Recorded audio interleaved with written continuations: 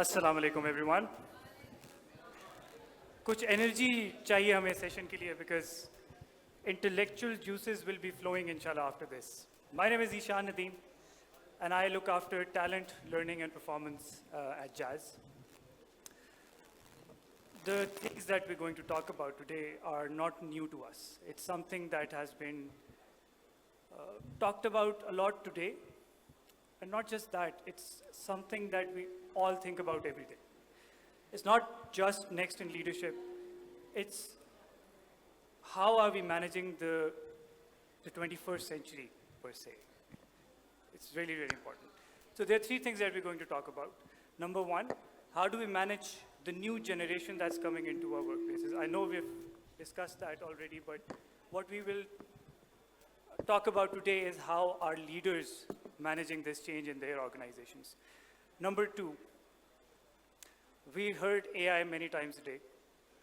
Today was a great, insightful sessions on AI, but what is HR doing about it? And when we talk about responsibility of HR, what is HR doing about the brain drain in the organization? That's number three. So in order to have a good discussion on these topics, it's important that we bring the best of the industry. So we have three guests today, which I would like to call upon the stage, starting with the CHRO of Mahi Petroleum, Fauzi Ahmed. Please, a round of applause. Please come on stage, ma'am. We have CHRO all the way from Karachi, K Electric. Rizwan Dalia, please join us on stage. And from Packages, Group Head, HR and Communication, Jawad Girani, please.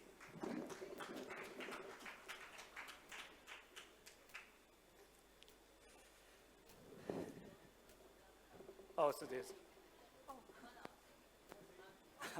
You'll have to solve.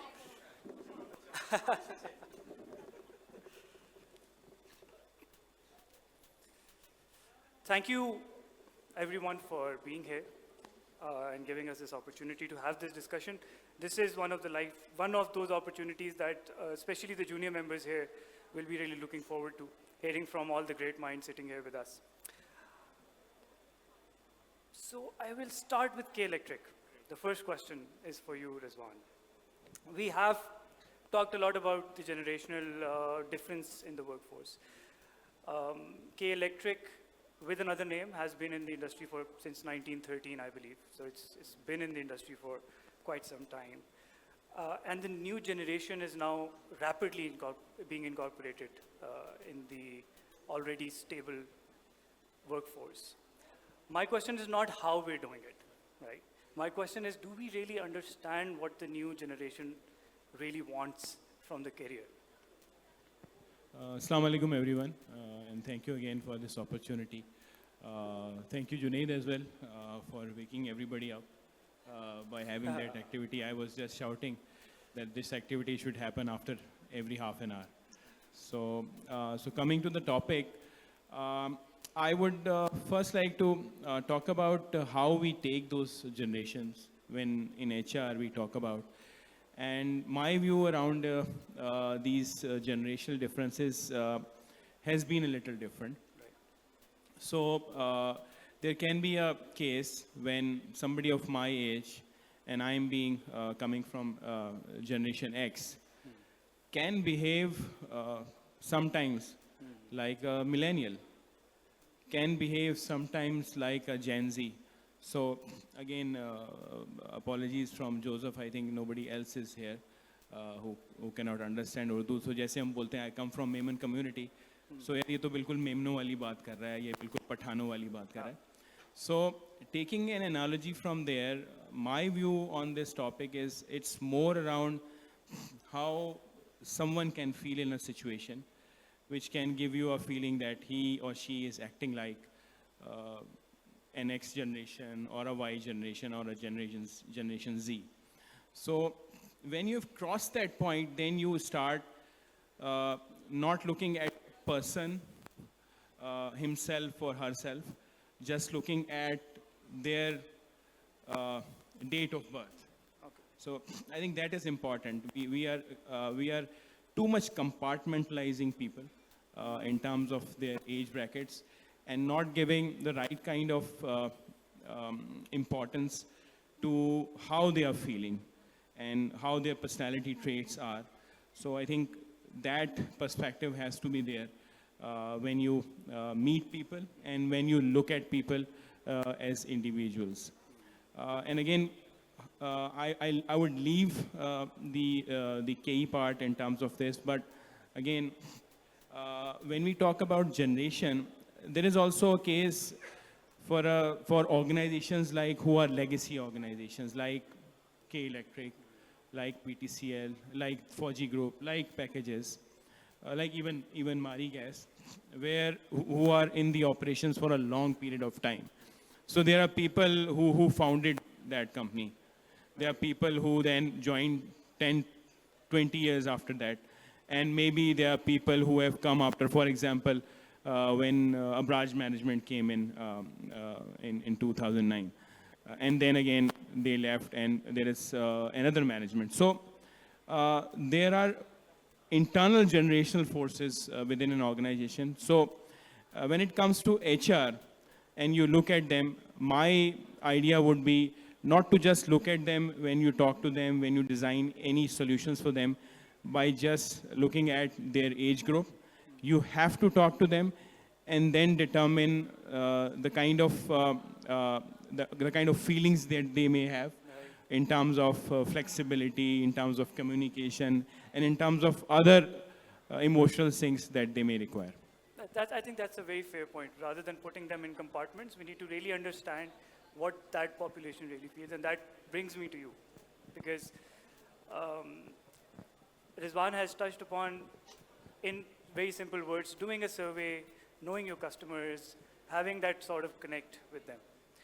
Have you ever done that with your team, within your team? And how do you see the preferences of the new generation that we have?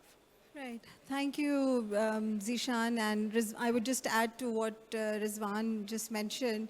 So again, first of all, yes, we're maybe focusing more or talking more about the Gen Z, but for any organization, most of the organizations that are there right now, we have more or less, we're working with 5 generations in every organization.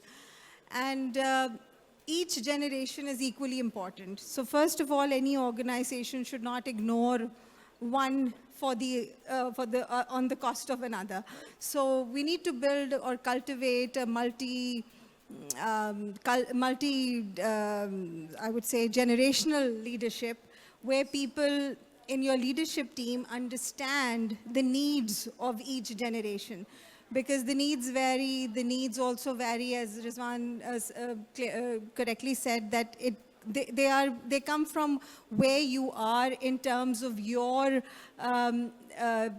career or where you are in life. So it could be like, someone has to look after their parents, or someone is now closer to retirement, and someone like Gen Z entering the workforce. So again, and as HR professionals, you need to learn, or as senior leadership or managers, you need to learn how to manage that broader band, because everybody cannot fit in one box.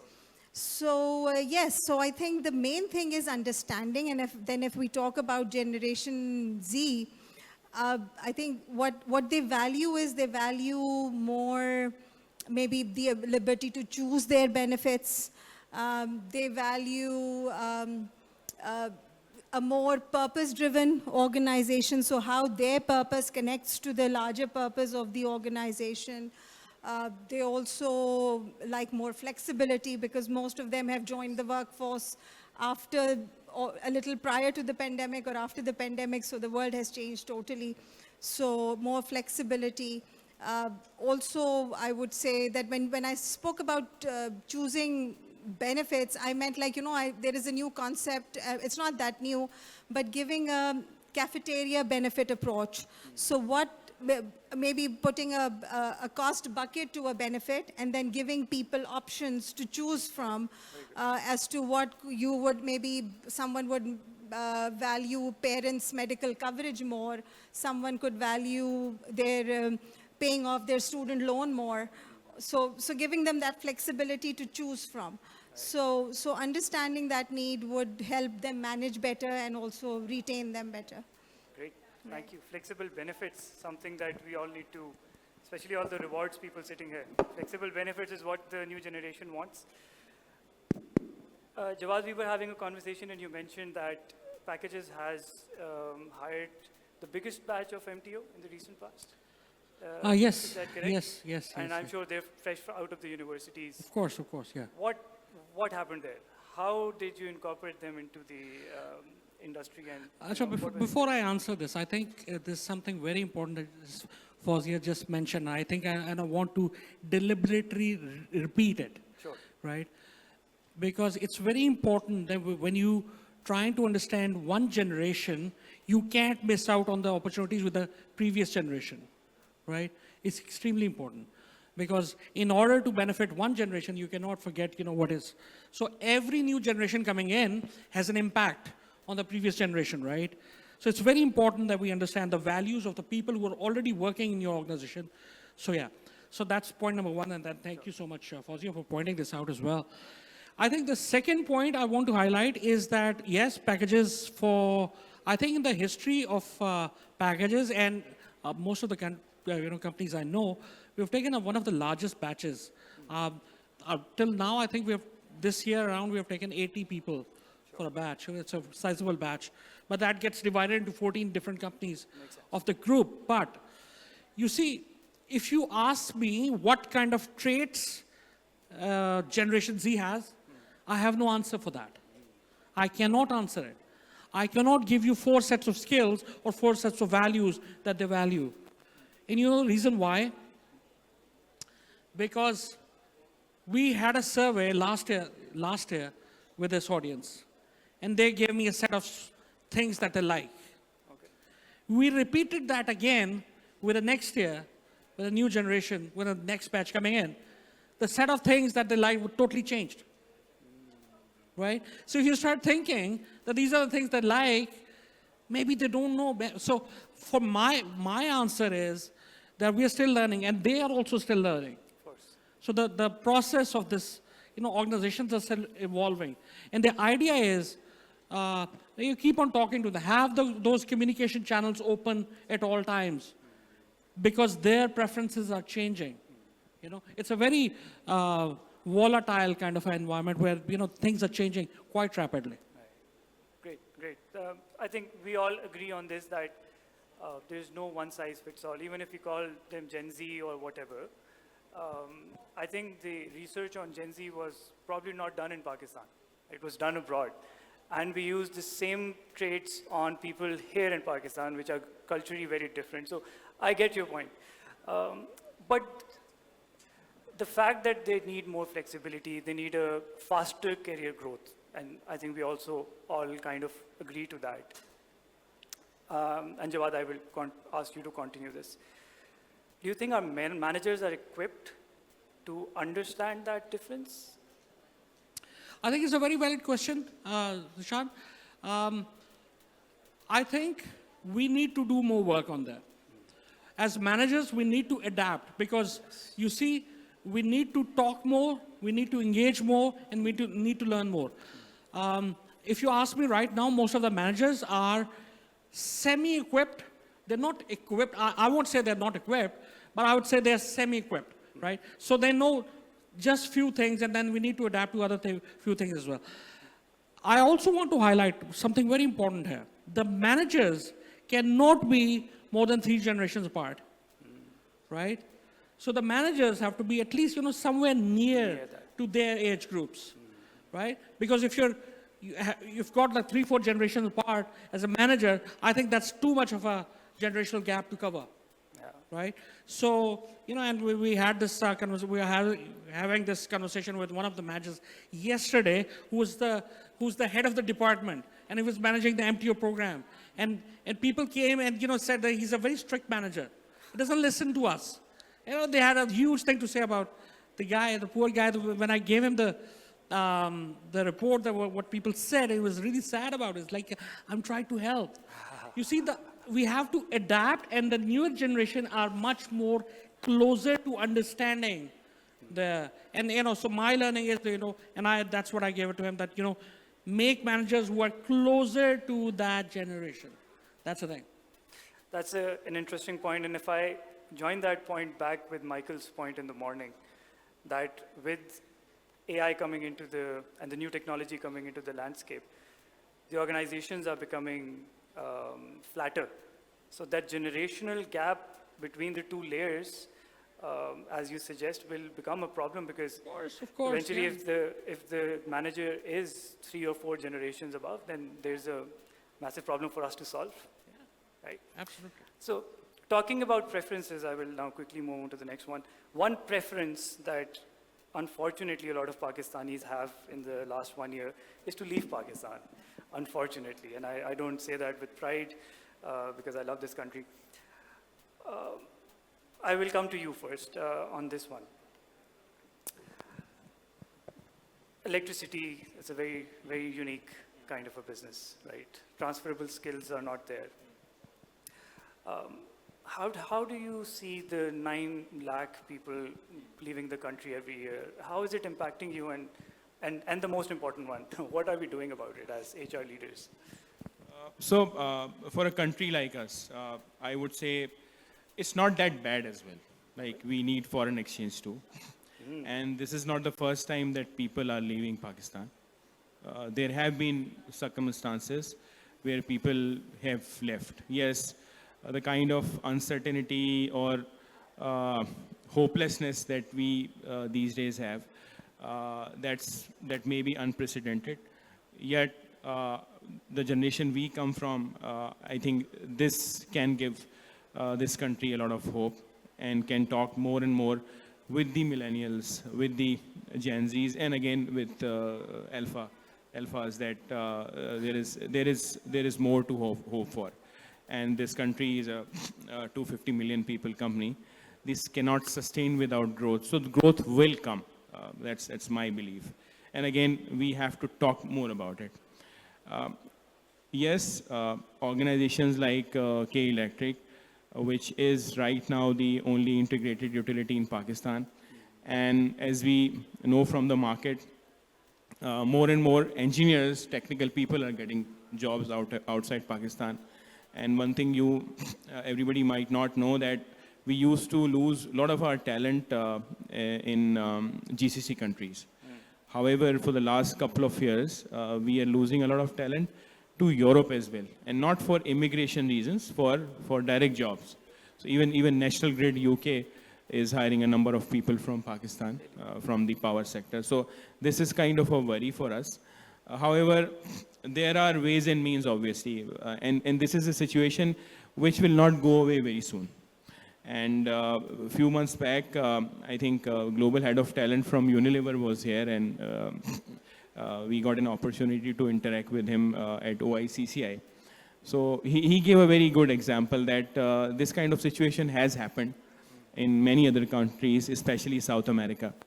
High inflationary environment, people leaving the country in herds. So he said something becomes a trend. And he said, from his experience, he said, you cannot fight a trend. So it's a trend, and let's not try to go against that wave. Let's try to work on alternatives. And the alternatives can be, as Packages has done, we are doing the same thing, that if we used to get 25, 30, 35 management trainees, trainee engineers in the past years, we are doing 70, 80, even 100 as well in one of the past 3 years. So this is one thing we should work on. We have also introduced for management trainees kind of an education sabbatical. So everybody does not go out for work or immigration. There are people, 10% maybe, who want to come back as well for family reasons, and they are going for further education or masters even. And if you offer them this thing, we have seen success at KE. People have come back and have rejoined happily. And when they came to know that we are offering this sabbatical to them, they were really, really happy, and few of them came back.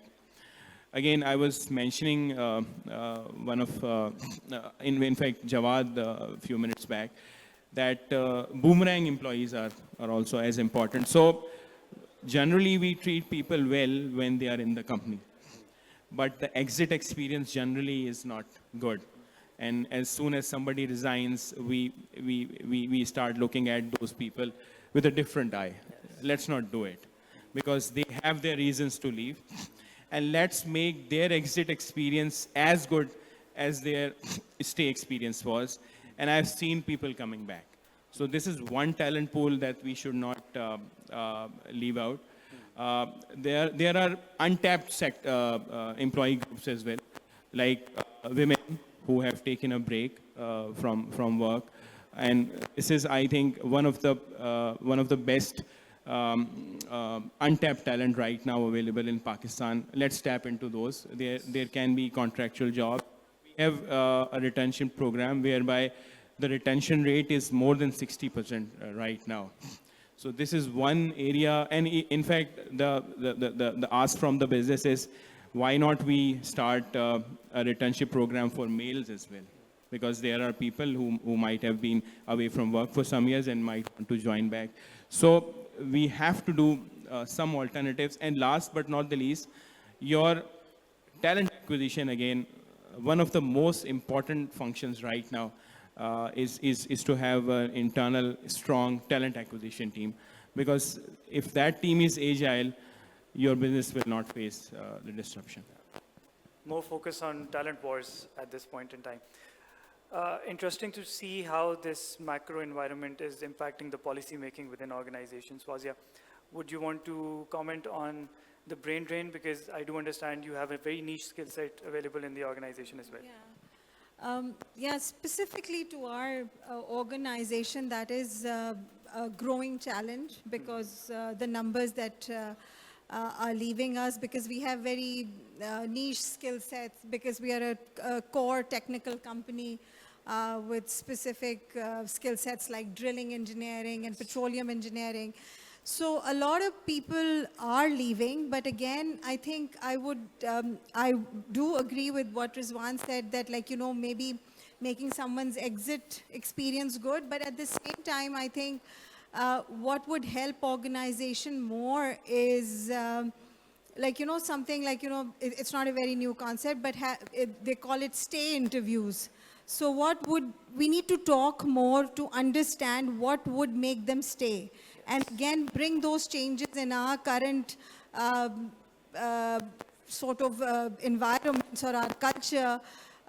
If it's development, professional development, their professional growth, learning interventions, what are the areas that they are moving away for? I know there is a challenge that people are leaving the country, and there is only so much you can do about it. But people leaving any organization, I think we need to really understand what they're leaving for and what we can do to somehow at least mitigate that risk. Also, rightly said that people do come back. So even at the moment, though we have maybe a good number leaving from the middle management, but we have been able to attract a lot of experts, senior experts, technical professionals to come in back to Pakistan. And then that kind of works well with your last query on the generations, because if you have a multi-generational mentorship running, where people younger get to learn and they also get to reverse mentor in terms of tech savviness and whatnot to the senior ones, it can create a more cohesive organization, and it can also create a more enabling culture for all. So again, there is no right answer to this. It's a challenge I think every industry faces, but it's an ongoing and continuous journey that, and we need to keep striving to retain.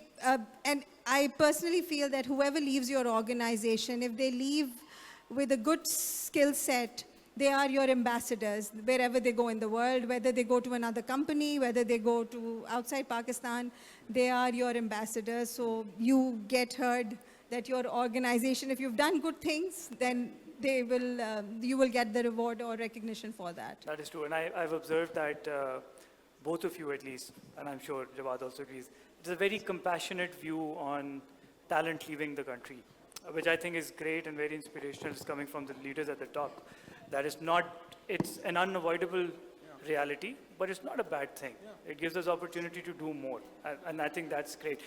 So, Fawzia, one question that keeps coming to me, being part of Jazz and we're going through a digital transformation, a lot of our talent is going to the technical or tech organizations. And now Mari is becoming one of our competitors, by the way. Yeah. Mari is launching their cloud, guys, so time to wake up for a lot of us. But so then the question that comes to me a lot, and the question that I ask my rewards experts, is it fair to compensate a certain skill set way too beyond our internal parity just to keep them? Is it fair?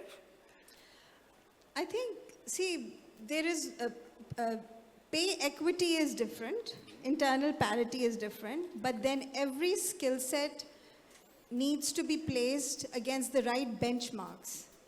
Benchmark of the industry, benchmark of, like, for example, for oil and gas, sometimes you may even need to benchmark the Middle East market for certain roles and certain critical roles to your business.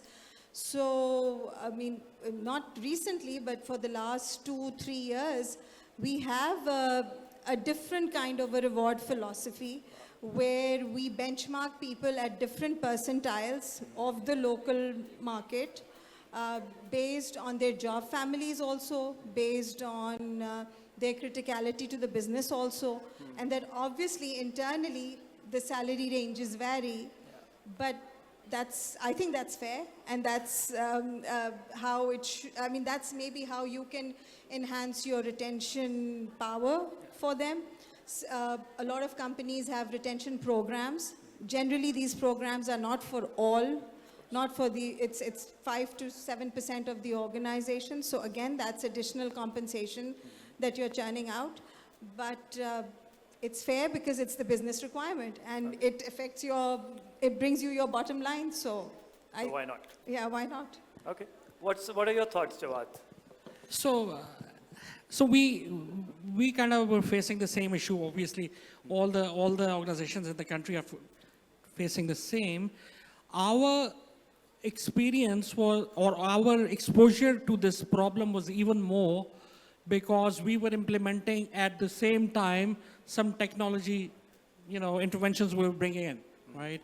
So we were bringing in the latest version of the SAP and, the success factors, as we know. And the idea is now, while everybody wants to go out of the country, right? So everybody is looking outwards. When you give people this skill set as well, their marketability goes up as well, right? So this is a common thing, right? So what we started doing, I can share the secret here, the secret recipe. We identify the key resources, so who are the people who are absolutely essential for the business. Okay. Identify those people without whom you cannot operate. One they're off, your business is going to be in jeopardy. And we did something called ring fencing, right? And in ring fencing, the concept is that you see their current pay scale, you see what the market potentially can offer, and then you jack it up with another 20-25%, right? So they go beyond the reach of the market. So at this age, so somebody has got 10 years of experience, is getting a salary of the market, which somebody offers, 17, 18 years of experience. So then they're there. And then we associated some reward system with them, right? So that means that we give them projects, so every 1 year, once the completion of the project, they get an extra bonus as well. So that strategy has kind of worked for us. So, we were able to, but, again, I tell you something, you cannot do this for everybody. This is not for everybody. You have to identify 5, 10, 15 people and then go after that. That's what it is. So one thing I would want to add here, again, building on what Jawad said, there are many companies doing it right now, but just for the benefit of the house, there are different employment models that are also coming up. Like, for example, you don't have to take everybody as a regular employee. So there are contractual arrangements where you can pay more. And even we have tested out a few freelancers as well. So there may be a couple of skills which we do not have in the company, and we are not getting it at the right price from the market. However, there are few freelancers who do not want to become an employee, in no capacity, but they are willing to offer that under a freelance contract. Why not? So we have to be innovative enough to get those things, because at the end of the day, you want that skill. So the mode can be different. Great. So I think the current age asks us to really think out of the box, right, and keep exploring new ways of doing things. So we've discussed AI a lot today, so I will not go into too much detail, but there's just one question that's been on top of my head being part of this era. And I would probably just start with the audience first. I want the audience to raise their hands with this question, because I know most of you are HR here.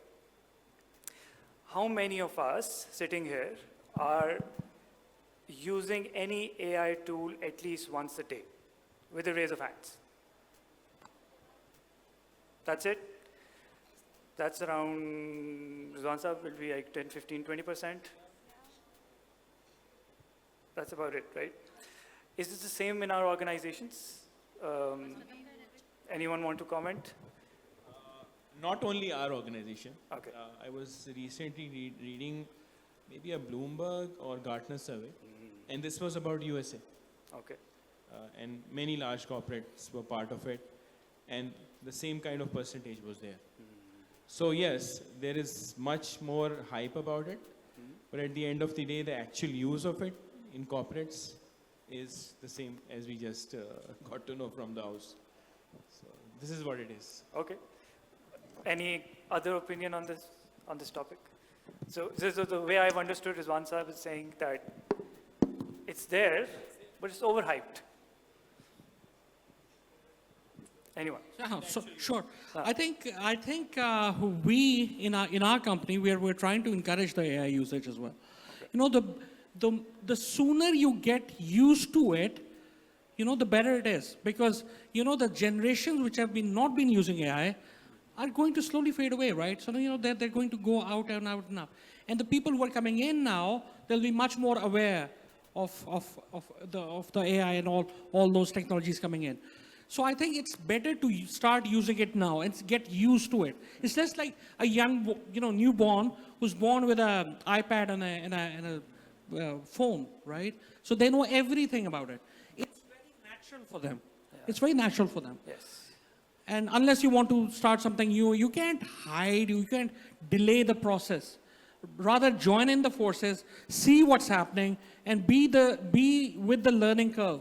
Right? It's very important for that. So what we've done, so we discussed on the telephone call briefly that we in HR have brought in, trying to bring in the AI tools, right?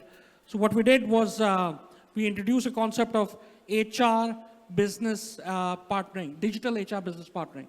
You know, so whatever HR business partner does in our daily jobs, we kind of figure it out. You know, what are the daily jobs that you do? So there are maybe 15, 20 of them. We listed it out, and we tried to figure out how many of them could be done by AI, right?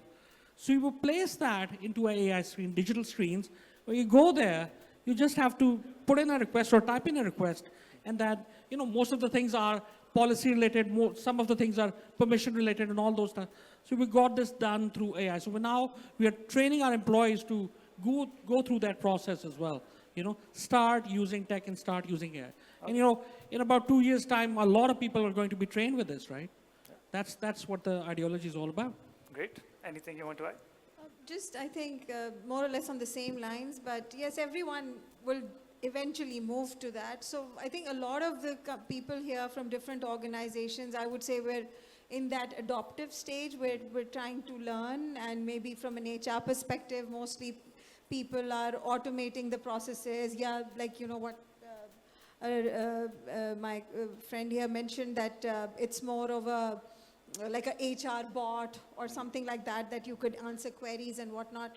But it can go beyond that with time. Like, for example, not in HR, but in our organization, we have an asset integrity function, which looks after maintenance of all the plant equipment. Right. And there we are actually quite progressive in the AI models that we are using. So again, it depends on how mature the organization is. I think HR still in Pakistan needs to work more towards that. But organizations are on a different curve in terms of adapting to AI. That is true. Yeah, but it's something that, again, everybody, just like you have to know tech when we started off. So again, similarly, this is the new. We saw the Star Trek, and I remember watching Star Trek in my earlier years. So, but that's reality today. So, That's true. so there you go. Yeah. I think it's not my fear, I would say, but it's also being part of this amazing group of HR professionals. I feel that the business will adopt AI before we do. And that kind of keeps me worried that why is that the case? Why can't we as HR leaders lead the domains of, I'll just give you a quick example and then we'll wind up. My learning team is sitting here in the hall right now. So our content generation, in-house learning content generation is being done on AI now. So we're using, for instance, ChatGPT for text generation, but then we have other platforms like Synthesia and other that are creating entire videos within minutes. Right? So our turnover of content has come down from 4 days to, let's say, 2 hours or so, if we do it regularly, right? So I do understand where you're coming from.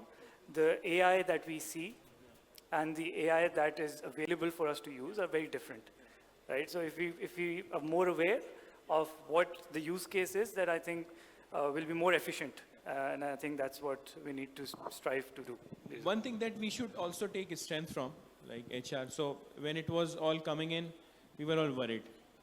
And the kind of discussions we used to hear were like substitutive, that it will substitute us, it will substitute humans. But the way it has grown over the last 1.5 years, it's more on the complementary side. So it's complementing whatever we have been doing for the past many, many years. So this is heartening to know. And again, for this community particularly, that the fear should have gone by now. And then let's start working on it for the better of the community and the business. Sure. I would like to take this liberty and ask the organizers here. This panel is not going to be here every day. Can we take one question? One question it is then. Because I know we're short on time. I would like anyone to just ask the question from any of them or all of them, but be mindful of time. Is anyone interested in asking a question? Ooh, couple of hands at the back. Can someone? Let's have two. Ji. Yeah. One of it is Jazz's table, so. Yes, please. Mic पहुंचा दें यार जा रहे Assalamu alaikum. I hope you can hear me. Yes, we can. we can So I'm from Zishan's team. I'm Sana. I'm from Learning and Development. So really loved the talk. Very insightful. Great to have very different opinions on AI. So I had a question regarding that. Any one of you can answer. So how can leaders ensure that they remain adaptable and balance AI insights with human-centered insights? Like intuition, empathy, how do you differentiate between that? How do you balance that out? Right. Thank you. Let me just, I think it's important to distinguish between human intelligence and artificial intelligence, and that's where the question is coming from, right? As leaders, if I present something to you, how will you differentiate between the two in order to make decisions, right? Because you can't just listen to AI, right? So you need that human intelligence as a framework in the middle. So anyone can take this, whoever wants to. It's a very good question. I think thinking of AI and emotion is kind of, for now, it's a forethought, okay? So we're not there yet. You know, we are thinking of using AI for basic decision makings, right? Emotion and empathy and all that still remains with the humans. You know, we're thinking of an era where I sit here and on my right and left of people, AI robotics are sitting over here, right? We're not there yet, okay? That time will come, and let the time come through as we draw more and more advancements in the AI field. We're not there yet. It will happen one day when we will need those emotions. But for now, use AI for decision making, which is data centric, more, which tells you what to do, what not to do, and data processing. Okay, that's where we end. For I think another 5 to 10 years are going to be more and more intelligent dashboards are going to be developed, right, for better decision making. Right? Emotions will come, but that's not the phase as of yet. We'll come there. When we come there, we'll have a clear divide of what is a human emotion and what is a mechanical or AI emotion. Okay, good. Yeah, I would like to quote one example from my kids' university. They were given, and I think it's a very good analogy I draw from it. They were given assignment to prepare a presentation with the help of AI. So everybody, like 10, 20 students, were preparing the same thing with the help of AI. And the idea was not to judge because everybody of them was going to the same source. Yeah. But the idea was to judge them on their approach.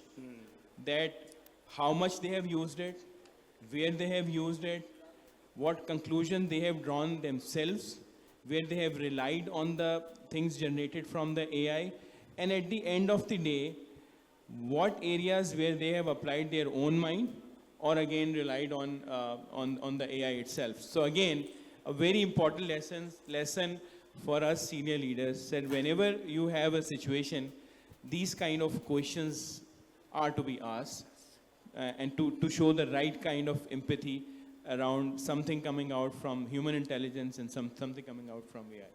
The old saying that "nakal ke liye bhi akal chahiye" will stay. That's ठीक है.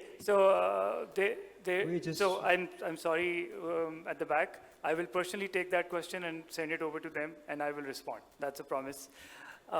Thank you very much, Rizwan, Fawzia, Jawad, for being here from different cities. Thank you, PSTD and PSHRM, for doing this every year. It's amazing to see all these people together. And thank you, everyone, for being here for this conversation and for the entire day. I think I'll hand it over now To Junaid, and Junaid. he's right here. Yes. Such an amazing discussion, ladies and gentlemen.